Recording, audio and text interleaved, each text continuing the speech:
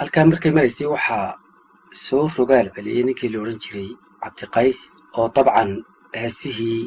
ay hal abuurada kale tiriyeen ay jabuuti ugu tageen dareemayna in rag badani isaga eedaynayo oo uu muduci ku yahay sida aad ku maqlayseen heesihii dambe cabdi markaa isaga oo qoladan u jawaabaya kana gacan taaganaya waxa lagu eedaynayo ayuu wuxuu soo tiriyey heestan wuxuu yidhi saaxiib hadraawow markaad saxar la tirisaan suubankaaga celiyo sawdkaad ka tiri iyo maqlaysa darradaadoo kugumaan saluugin adigu maad simbiidhin gaariye ma seegin ogow cali saleebaan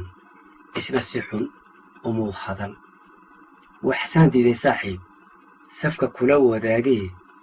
siciid ugu horreeyaa murtidii sirgacayee waxaa selelka kiciyiyo ma la socotay riiraash surma seegtaduu dhigay afqalloocna muu sugin surinkaan marayno nin 9 jirayoo hadal segay weeyoo tiisu ima saraysee soomaalida ma caayine ninkii soo socdaan idhi dhulkeennaa samaadiyo ha ka iman sokeeyaha dib baa laysu soogay sid ka qaada hawshaan taladii ku siiyoon saakana la taagnahay samir dhibay haddaan idhi wakhtigaas sirgacan baan siduu yahay tilmaamee saboolkaan tilmaamiyo halka saxalku yaallana taa miyaad la socotaan siinlayda waxaa dilay socod baradka heestuba saaka ugu horraysee suryadii hadraawiyo surinkaan anigu maray suxul baa u aasane sidaa ma ogsoontiin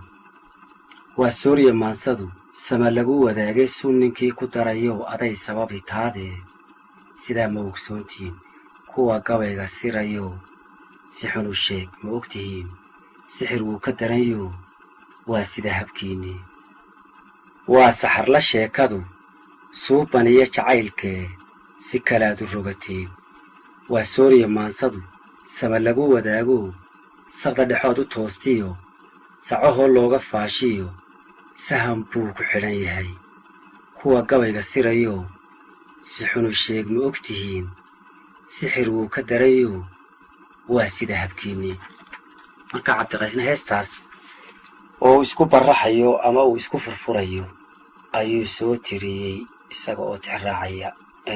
heesii ay soo tiriyeen raggii aad maqlayseen magacyadoodu waxaa jirta cajalad labaad oo tan la socota mala waxaana habboon in had iyo goor labada la wada haysto si loo dhuuxo ama loo garto ujeeddadii ay lahayd siinli